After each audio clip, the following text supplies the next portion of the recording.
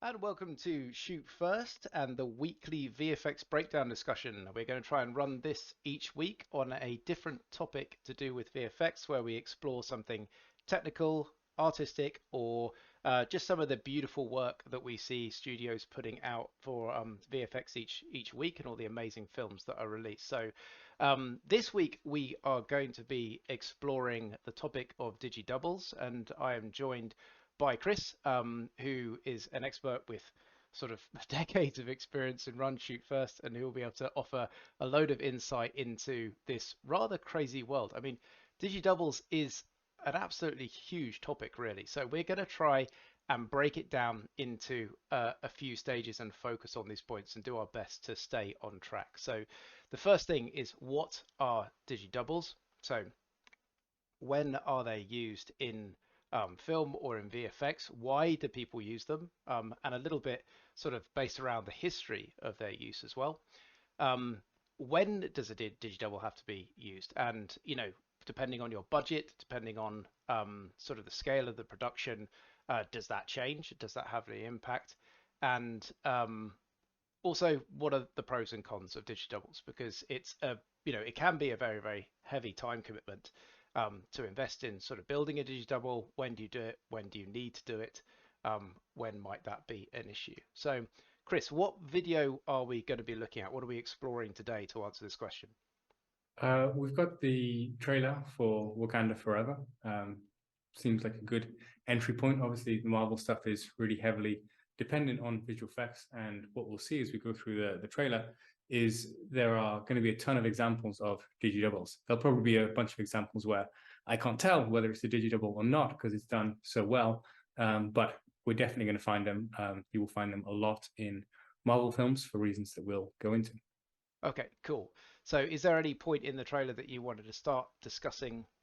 Well, let's just click through, and as I do so, I'm going to talk about when you would want to use a digidouble, and it's fairly obvious in many respects. Anytime when you want to do something that an actor can't do, like a stunt, then or potentially when you want to do something more safely and mitigate the risks, then maybe you switch to a digidouble. So in these shots, obviously, this would be insane to have a digidouble because one rule that people often miss in visual effects is that actually, if you can do something in camera, we want you to do it in camera. It makes everything much easier for everyone, and the audience much prefers to see stuff in camera. So all of this stuff is going to be in camera. And then here, I'm going to pull you back slightly, Chris, because I've already let us wander a little bit off topic, because the first question was actually what are digidoubles, like rather than when to do that. I think it's really useful just to throw down like a definition now, yeah, just so we can then understand a little bit more about what is involved in building one. So if I were to ask you to say, like, what is a digidouble? Is that short for anything? Is it like, you yeah, know, it's a digital double, right? So in the same way that you'll have a stunt double that will be a stand-in for an actor, a digital double will be a digital stand-in for the actor.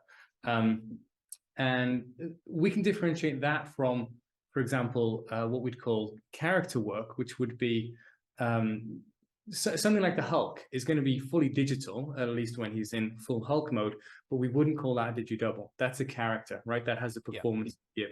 Whereas the digidouble is essentially always a stand-in for an actor.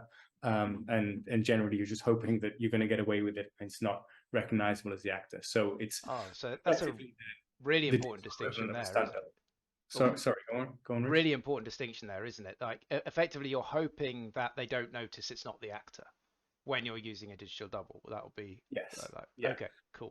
It can also be parts of an actor as well. That's if you're using it in a really clever way, then when an actor is interacting with a digital thing. So, for example, you think about Avatar and the real Sam Worthington before he's in his Avatar form, when he's interacting with any of the what are they called the Smurf ones when he's interacting. It's something like the Navi or something like that. Yeah, But Navi, right? I'm gonna make I don't want to be quoted on that because I don't actually know. But go on, I the think you're blue right. Smurfs.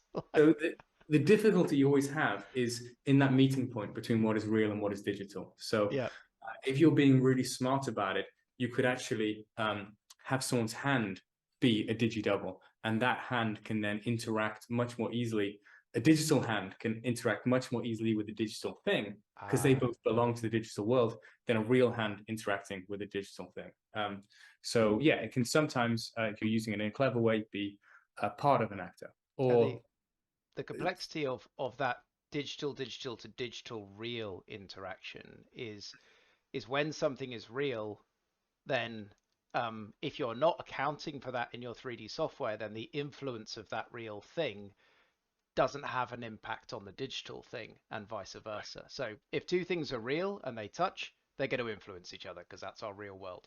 But if two things are digital, then the shadows that one might cast, right. the lighting, all that will influence the other object as well. So is that what you're saying there? That it's easier if they're both real or if they're both digital, but sometimes crossing that gap is where there Yes. can be.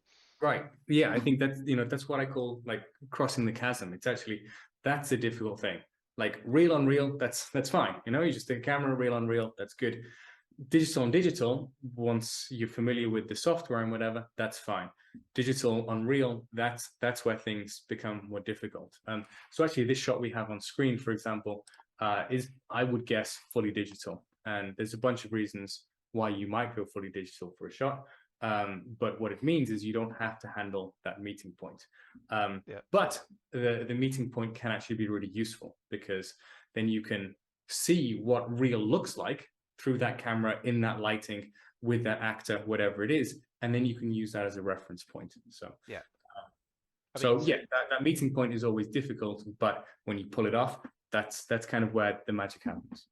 And filming something on set to give you the idea of what the digital thing is going to have to look like. I mean, that can be such a game changer, and it isn't something we always get in professional work, is it? Like, sometimes you're like, oh God, I wish they'd filmed that, because then I'd have something that I could use as reference. But I remember on Guardians of the Galaxy, for example, like the little rocket guy, Rocket Raccoon, like they had like a physical stuffed doll of him, like, and they would walk him out onto set just so you could see how did the light hit the fur, how Yeah. would the shadows cast. Like, of course he was going to be a digital character, so again, not a digital double, he was actually a digital character in that case, but the digital art team then just knew exactly what they had to hit because they had that reference information, which again is very, very important for a digital double as well. Like, if you can have that information of what will that person exactly look like, then it's easier to reproduce.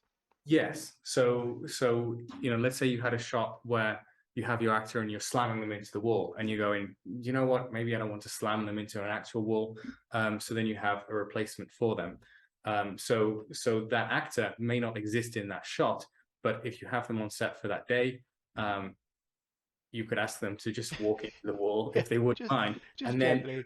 reference how they look in their costume, ideally under those lighting conditions, and that gives you a reference point to match to. Honestly, a lot of time people will film those reference and then actually not hand it over to the artist. There's often a communication breakdown there where the reference doesn't get used, or it's just unnecessary. I remember on John Carter they had these things called white apes, and they were, I don't know, 8 meters tall or something like that.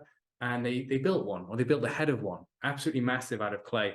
I only saw that when I watched the making of years later. I was like, that would have been kind of useful when we were making the white apes. But like I say, often gets missed. So, Anyway, so we've kind of talked about what is a digi double there. The next question we were going to say is, when do you use a digi double? And we've touched on a couple of things there. So there seemed to be something what you're saying about like slamming a famous person into a wall, for example. Like, I imagine at some point it becomes too dangerous to use an actor and possibly even a stunt actor, because before people will turn to digi double, they might turn to another real type of double. Like, yeah, yeah, yeah. There's actually no hard and fast rule for that. There's a lot of work that happens at the planning stage where you'll be meeting with the DOP or whoever is responsible for organizing the shoot, producers, whatever, and you kind of go, okay, Here we could, we're slamming the actor into a wall.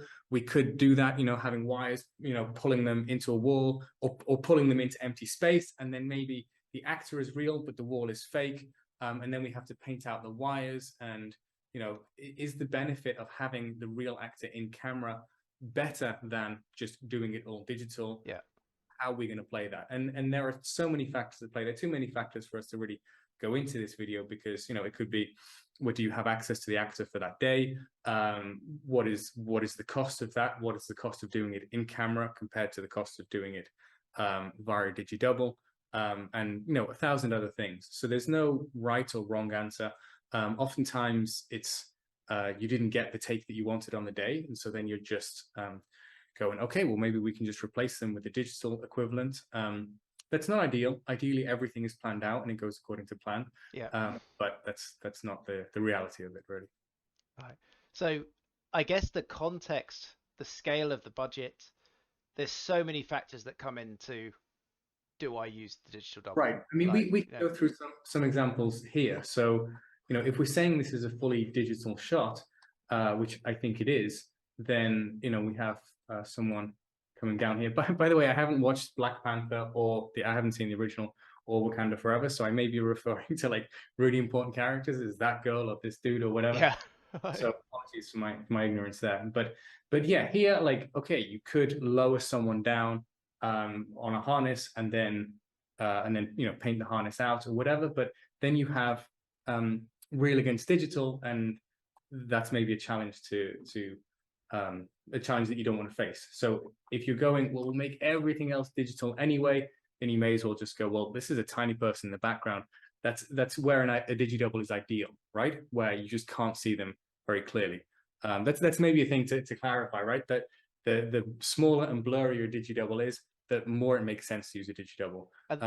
And there's The many closer they are to reasons. film. There's many reasons why they might be blurry. Like if it's an action sequence, Yeah. there might be a heavy amount of motion blur, or there might be a load of stuff as smoke that's thrown up and thrown over them and things like that. So sometimes even if someone is front center of camera, they still might be blurry, and you still might get away with more. Like, Yes. and Yes, yeah, that's a really good point. So someone who's as close to the camera as I am, but just getting smashed across the camera, might ultimately just be a blur, and then they're a very easy digital to replace.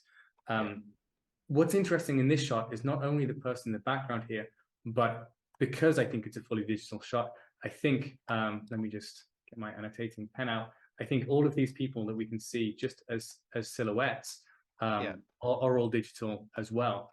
And and I think the one big advantage of a shot like this, which is just a very elegantly designed shot and quite a beautiful end result, is that if you have it all digital, then you can change it whenever you want.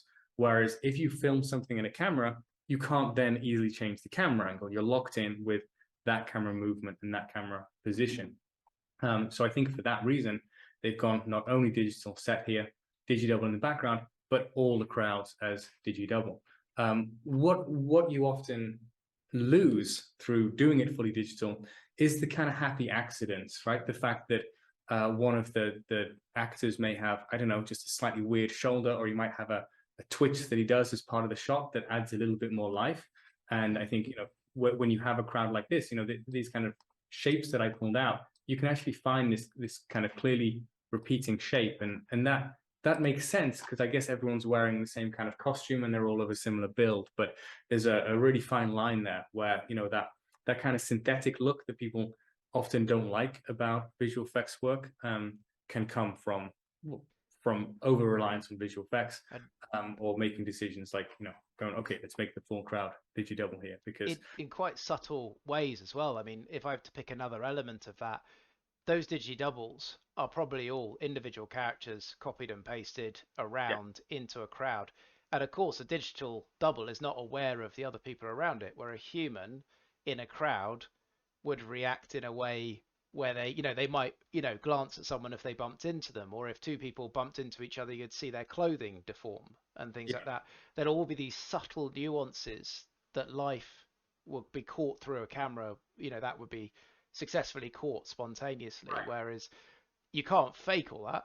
Like you could try, like that's a huge amount of work. Right. Like The fakery of it is part of the visual effects, right? Because it's essentially this battle between order and chaos. And if you study life, you study actual nature, you'll see these two things constantly, in harmony or in juxtaposition with each other. And so what you have when you're filming through a camera is you're battling against chaos, right? Because, one of the, like, let's say this is a real crowd, one of the people just scratches their head and it's like, you chaotic bastard, you've just ruined the take, and these are the things that you contend with. But if you dial in that chaos just a little bit, and instead of scratching his head, he just kind of moves his shoulders or something, it gives you a sense of reality. Whereas when you're working with a computer, it's a machine of pure order, right? So naturally, all the work that we do on it does end up having this over-reliance on order. So in camera, you can often have too much chaos, and that then results in needing to clean it up or change things afterwards. Too much visual effects, too much order. And so it's finding that balance in between there. So a lot of what visual effects is, when we're doing it successfully, is going, okay, how do I just get a little bit of chaos through there so it feels like it actually really happened. It's so interesting when you're rendering things, when you're producing digital images, it's often that sort of clean perfection that means that it's not real. It's not that it's not realistic or you haven't got enough detail. It's there's something about it when you film through a lens. There's that chaos that you're talking about. It's the fact that the glass lens isn't perfect. It's the light is getting bent or manipulated, or chromatic aberration or some sort of focus thing or something, and you've got to actually, in a way, mess your CG up. Like, is that what you're saying, by adding chaos to it in order to bring it to meet the real world? Yeah, that's really interesting, because it's not necessarily the first thing that people think of if you're saying sort of make something complex like a Digi Double. Like, are there any other examples that you want to? Because here, this is quite a dark, moody shot. We're seeing sort of, these are digital people lurking in the side. Oh, okay, right. This is interesting because I think this is a Digi Double too, and I guess the reason for this guy being a Digi Double here is I presume the same reason, where it's kind of like you have freedom, you don't have to paint out all of the rigging if they've if they're lowering him in a harness or whatever, and what you can see is, well, I'll leave it up to you guys whether you agree or not, but for me, where I can read it as digital is in the skin, right, in the actual anatomy of the guy, whereas here with his costume, I'm like, I completely buy that. And the thing is, it's the costume that's carrying a ton of detail, and anytime when you have a lot of detail, that makes everything much easier. Like creating an 8-year-old child is much more difficult than creating an 80-year-old man, because that all of that detail just it just creates light and shadows, and it gives you a lot of place to hide things. Whereas when you have these kind of open digital spaces, they often give the game away. It's a really interesting point there. So, like, I would imagine the complexity of an old man is higher, because you've got loads of wrinkles and all this stuff that's happened. Maybe there's more asymmetry because of all the years this guy's lived through and everything like that. But you're saying that's easier, like, as an asset? Yeah, just basically, if I'm really boiling it down, it's like, if the surface is bumpy, great, Okay.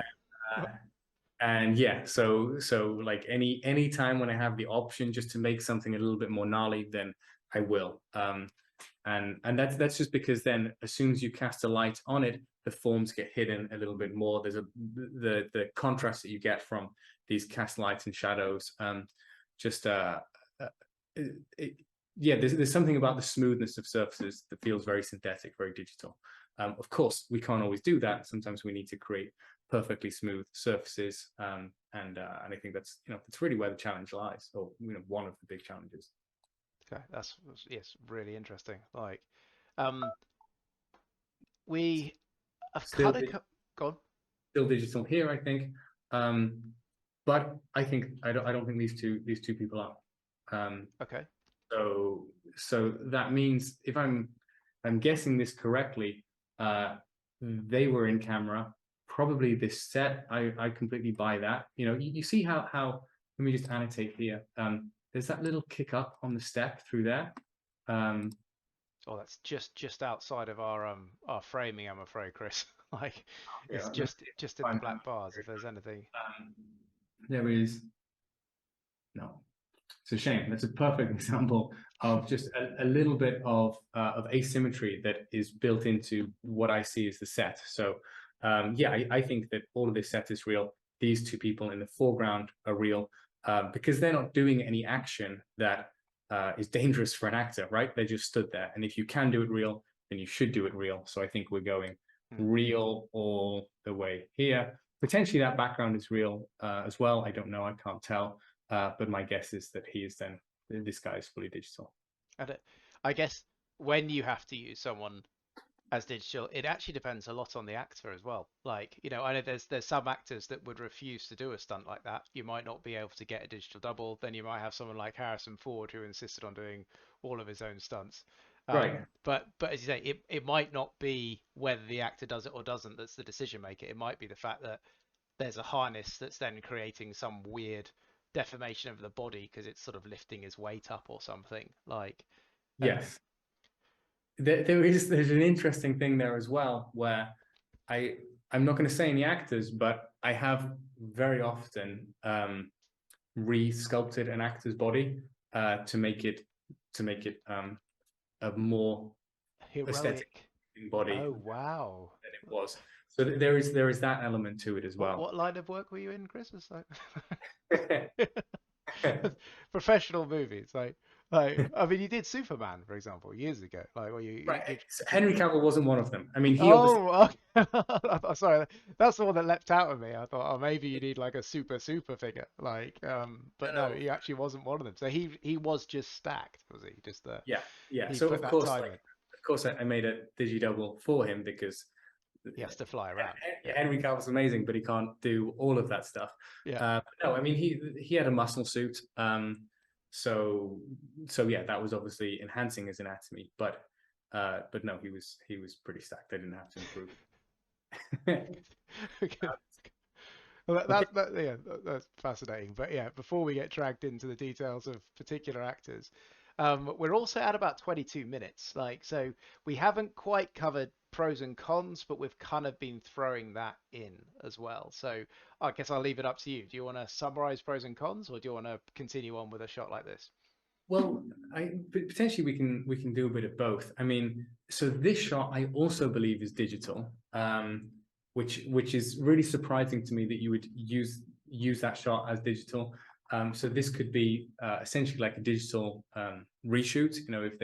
If they felt like they needed this extra shot, it could be that I'm totally wrong and it's not digital.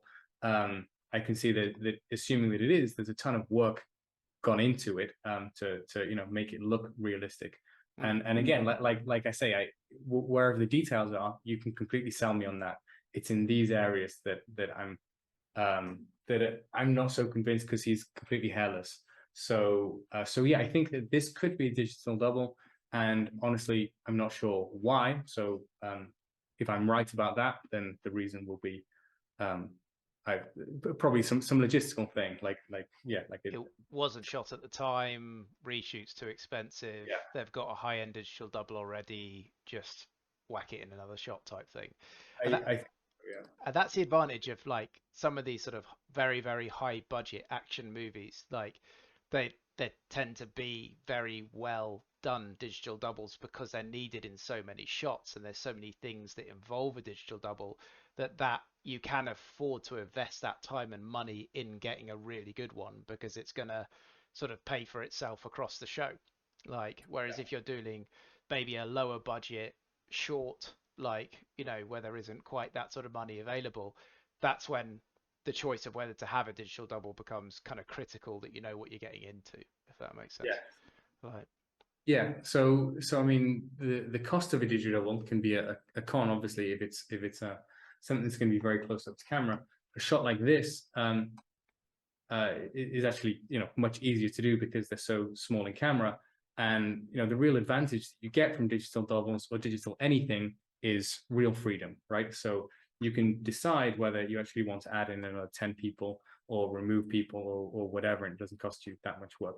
Again, assuming that these are digi doubles, the animation here is really good, and and I think they must be just based off of context, really, Yeah. and it could be that they actually filmed it on a really small bit of set, something like that, and then they did what we'd call a set extension, which is adding in everything else. So that could be an alternative to using a Digi Double, is you just go, okay, actually we just use a little bit of set and we keep them, and then we extend the set around them, and that means that you don't have problems of actors falling into the water, for example, which is what would happen, or what could happen, if everything here was real. Yeah.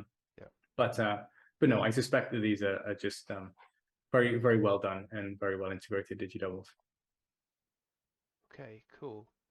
So obvious con, especially with smaller productions, is cost, but be aware that when you're building a Digi Double, you only need to build it for the purpose it's used for. And Yes. therefore, if someone's getting smashed around the face and it's 15 frames and the person flies across the shot and there's a load of motion blur and that's all in shadow, then actually you could probably make a very cheap digital double. Like, if I don't want to put you on the spot here, Chris, but if you were to make a really cheap Digi Double where it was literally just a blurred movement, had to be roughly right, how cheap could you get it?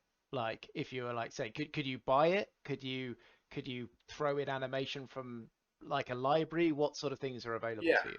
Yeah. So if it's just someone flying across the screen, then yeah, you can buy, let's say someone who is has a somewhat similar build, right? And then maybe you don't even need to animate them. Maybe you're literally just, moving them from A to B.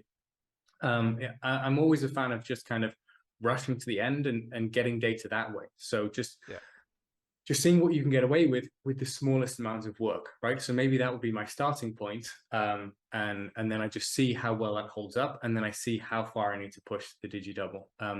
But for sure, if you go to a website like Turbo Squid, that's a place where you can just buy assets, and a lot of them will be pre-rigged. Rigged meaning that they are set up for use in animation, and the animation will be done in Blender or Maya or some 3D software, and they would come with textures, which gives them all their color, and shaders, which are the things that allow them to react to light realistically. Of course, you need to recreate the lighting of the set around them, and then you need to render them and composite them. So even at the cheapest end of the scale, right? You could, if you have a basic understanding of 3D and a basic understanding of compositing, then you could turn around a very basic Digi Double in a half day. But Wow. a very complex Digi Double could take you much longer. Just doing the model for Henry Cavill on Man of Steel, that took me about 2 weeks, and that was as a professional artist who specialized in characters. So it can get quite extreme. And just to pick up on a little point there, is the way that you did a character like back in Superman when I mean, that's got to be 15 years ago or something like that now, isn't it? I'm not sure. Like, but 8 years ago. oh yeah, okay. So it has that methodology changed at all? Like, Yes, is well, it? yeah, around that time it was just changing. So Digi Doubles actually for artists who wanted to work in 3D, especially if they wanted to work in characters, would often be a really good entry point, because you would just have a bunch of photos of an actor and then you'd have to sculpt that actor to look exactly like them. That's a really difficult skill, Yeah. but if you master that skill, then it's going to make you a very, very effective artist in dealing with characters. And then you'd have to get the skin exactly right and their props and all of this. So there'll be a lot of work in building them. And then we came up with photogrammetry. I say we, me and Rich didn't. Some much smart people. We're very But, clever. but Like, no, we this definitely. is a technique where you can just take photos of someone and then get a three-dimensional scan of them, and you get the color information as well. So when I was doing Man of Steel, we did have a scan for Henry Cavill, but that technology was very early days. So it was it was in the intermediate stage then. And then, but there was a ton of complexity for him. Like, I made all of his muscles, and then we simulated the suit on top of the muscles, which would give you, wrinkles and all of this stuff. And there was a whole team that would have worked on him, and he's Superman, so he probably deserves it. But these days, yeah, you would, as long as you can get hold of your actor, and that's that can be an expensive thing, but if you can get hold of your actor, stick them in, well, worst case scenario, you take photos of them yourself. If not, you send them to a professional photogrammetry studio that takes photos of them, and the scan that you will get back will be pretty much perfect down to a pore. Yeah. And you know, that still isn't animated, right? It's still just, it's basically the equivalent of a bronze sculpture, essentially. So then you have to put bones inside of it, which is the process of rigging it, and then you have to animate it. But even if you're doing this on an indie level, it's totally doable now. Like, you need to have the basics of visual effects, but you can use automatic rigging tools like Auto Rig Pro in Blender, where, you know, once you've mastered that, you can use that to get a scan animation ready in a day, couple of days. That's what we use professionally. And then after that, you can use existing motion capture data, or you can get a cheap motion capture suit like the Rococo suit and do your own motion capture. All of this is totally doable, you know, with some visual effects experience. And that's amazing because as far as I'm aware, like even say 10 years ago, that isn't something that could have been done by an individual, you know, at home, remote working or whatever. That required like, you know, a big studio. Like, is that right? Like, Yeah, no, absolutely. And we're actually seeing this, you know, right across the board in visual effects. Like, it's getting much easier to be able to handle much more of that workload, much more of the pipeline by yourself or with a small team. So that's really exciting. I mean, there is some downside to it in the sense that, you know, it used to be that doing something like a Digi Double did require such a big team that it meant there were lots of entry points. If you were just a yeah, junior artist looking to get a foothold in industry, that could be your way in. You know, you just yeah, paint doubles, or you just do the hair on Digi Doubles, or yeah. whatever it might be. And now there are fewer of those roles because we can cover it with scanning or really clever software or whatever it might be. Mm. And I mean that's a topic for a whole separate video, but with the evolution of the industry, um, some of the nature, the skill sets of those roles have changed as well. Like, I've had graduates go out into like sort of set scanning roles, into sort of actor scanning roles, and suddenly these are like digital positions, technical positions with sort of technical software that never existed 10 years ago. So, you know, with that evolution, it's important to stay current with what the industry needs, but it is very exciting because there's these new opportunities and these new skill sets appearing sort of all over the place. So that, I mean, I think that's got to be a topic for another video, but it's a very exciting area to Yeah, talk about. it's an interesting thing because, like, in a way, it's a pain in the ass thing, right? Because it's like, can this thing not stay still long enough for me to learn it? You know, Yeah, but actually, what you find is that, you know, the skills that I needed on, you know, my first day in industry, however many years ago, are more or less the same today, right? We are using a technical approach to solve creative problems. Maybe you could summarize it something like that. yeah, And the kind of beating heart of that skill set is the same back then as it is today, and, you know, potentially will be the same in the future, but can't say that for sure with AI and whatever. But, you know, yeah. I'm kind of optimistic that the underlying skill set of just, you know, effectively being a visual storyteller will hold true whatever happens in visual effects. Yeah, I imagine so. And just to bring us sort of like full circle, we've talked about like the easy digi double or the digi double that might not require a full big studio. But I guess on screen we have what could we argue it's the opposite end of the spectrum. It's a complex digi double. There doesn't seem to be a lot of camera movement. There's not, you know, it's Yeah. not blurry. It's not. So do you want to talk a little bit about what be involved here? Yeah, I mean, and you know where the audience is going to be looking, right? They're going there. They're not going to be looking over here or whatever. It's Yeah, interesting. You can actually track people's pupils to see where they're looking, and so, you know, this helps you start to understand where people focus. There's always one guy who's looking over there, but yeah, most people are looking straight at the thing here, which means like, okay, this has to really work.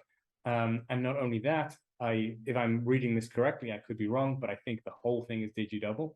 You know, I think similar to what we said with the other shots, this isn't someone who was lowered in a harness and then they had that painted out. yeah. I think, you know, this is completely digital. It would have made sense if it was done on a scan of the actor, but I, you know, have no idea whether that was the case. Animation couldn't be motion captured because he's floating. So yeah, you could by kind of holding someone up and then maybe that I never Just thought of wiggle your that. legs, wiggle your legs. Rich, we'll try that. We'll try it next time. Yeah.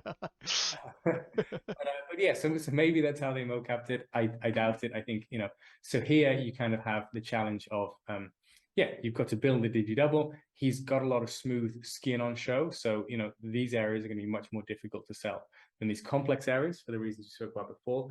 And I think the client is probably pushing a key like stylistic decision here as well, where they're saying like, okay, it's really important that we lose half of him to the darkness and create that kind of tension there.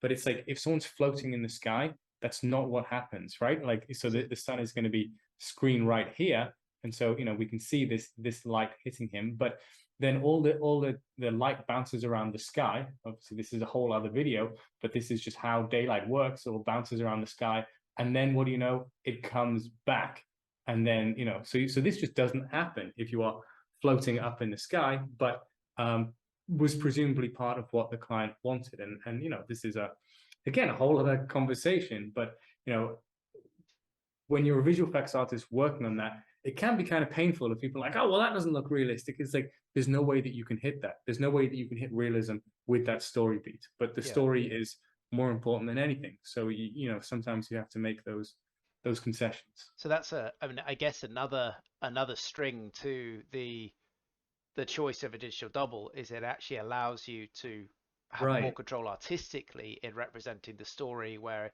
if you put an actor on the set in front of that sky, you might be limited in right the way right yeah yeah, absolutely, you couldn't do that. Or if you had the actor in front of a green screen or a blue screen, then you're locked in with whatever lighting that you did on that day of shooting. And that's, I mean, again, a whole other conversation, but like from if you're the director of photography, the DOP, it can be very difficult to know how to light that when everything is just a green screen or blue screen.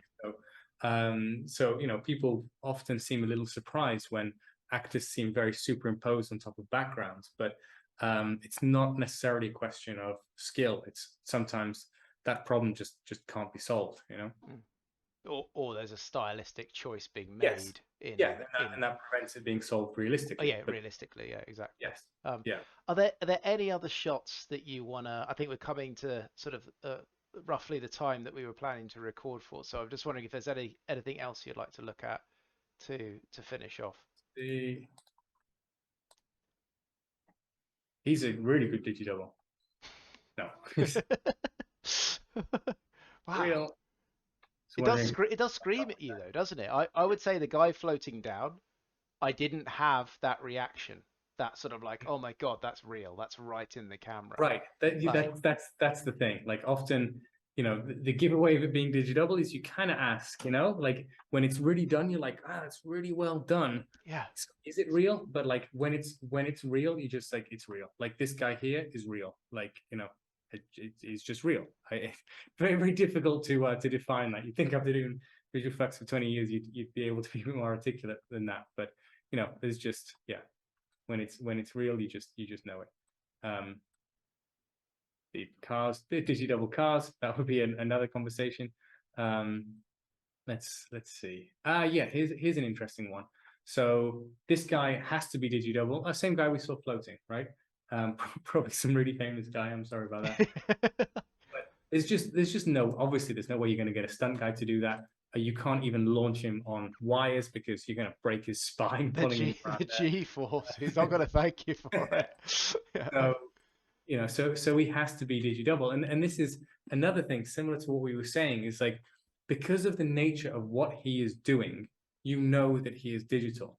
So it's not the same as a stylized point, but like again, I'm not pushing back on people being cynical about use of visual effects. I think that visual effects should be fairly limited in its use, but in this situation, it has to be used if you're going to have that shot, and everyone in the world is going to know it's visual effects because there's no other way to do the shot.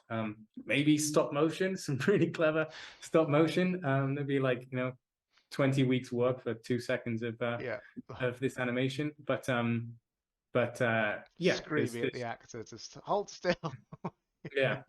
I mean, there is like another interesting thing that we can touch on here, which is that, you're going to have like a whole team of people working on this shot, and different decisions being made by the client at different stages. So, for me, if I was looking to integrate him with the with the rest of it, I was going to say the plate, but this is probably Probably all. all CG.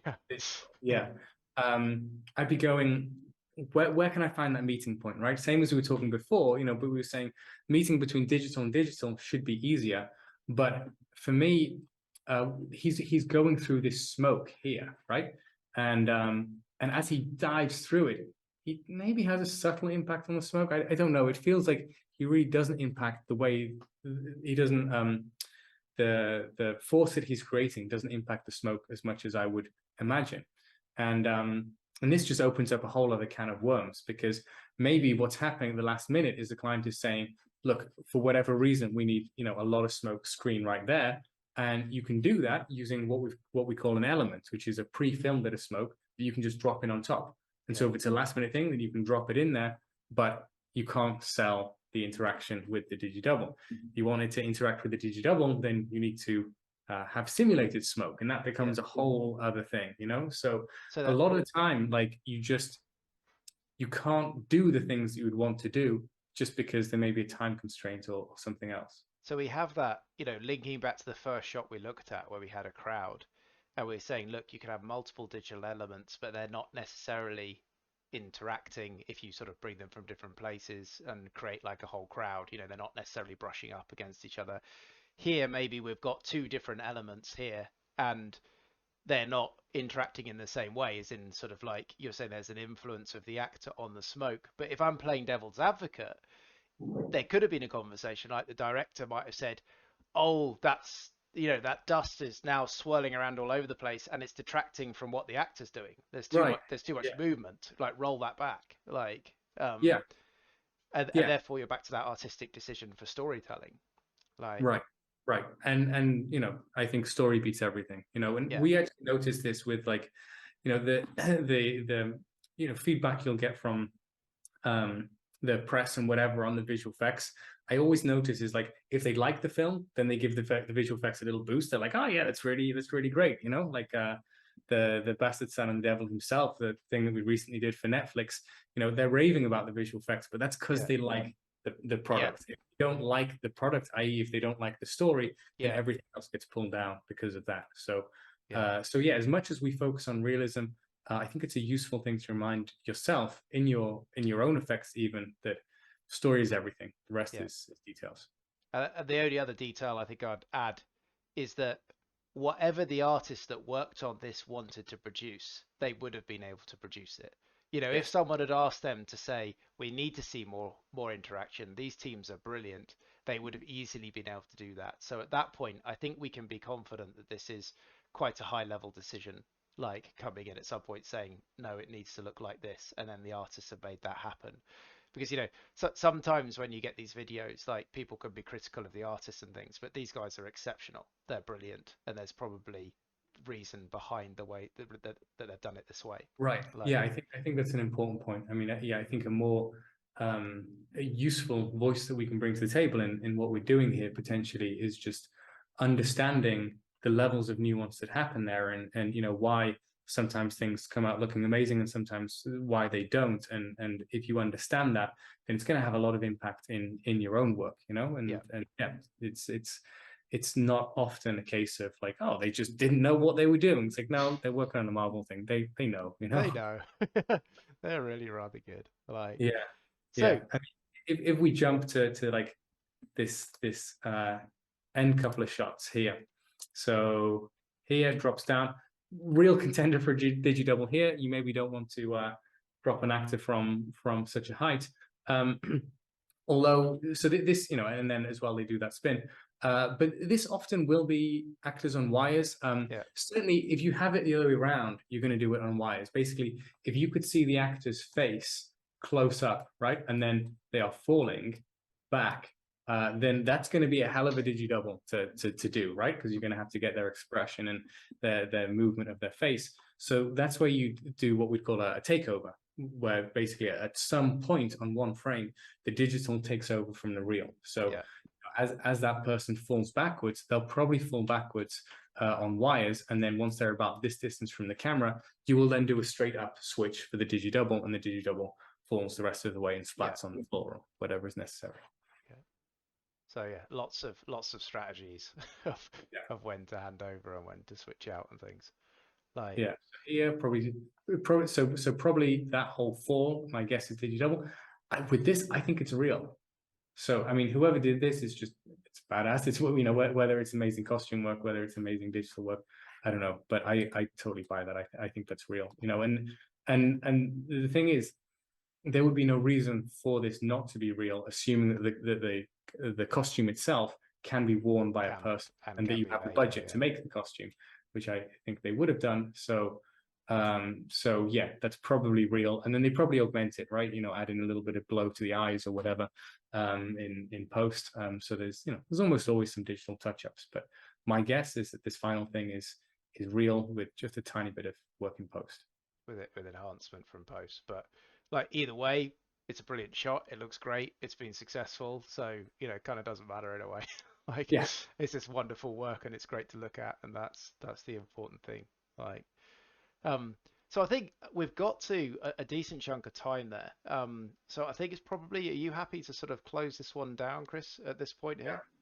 yeah, Like, okay, cool. So if we just look, what we're trying to do with this series is to really give people a chance to kind of get involved with the content that we're creating. So we'd love to see people comment. We'd love to see people use the contact details we have here to get in touch and say, look, I've been fascinated about this subject. Can you talk about that? Or even send us like a link to a clip or something like that. Anything that you sort of feel you would love to know a little bit more about how something was done, or potentially how something can be done, because there's often sort of so many different ways to approach any one challenge in VFX. So we let us know if we got it wrong as well. If I called some things out as being Digi Doubles that you're like, no, dude, I know that's real, or I'm pretty sure that's real, or vice versa. yeah, Be super interested to know. because yeah, as you say, like if VFX work is done really really well, we may well get it wrong. Like and we're totally happy to be wrong. We just want to discuss sort of all sides of the coins when making these decisions, and hopefully help people understand the process more in their own paths and their own careers. So thank you very much for joining us, and we hope to see you in future weeks. Cheers. Goodbye. Thank you guys.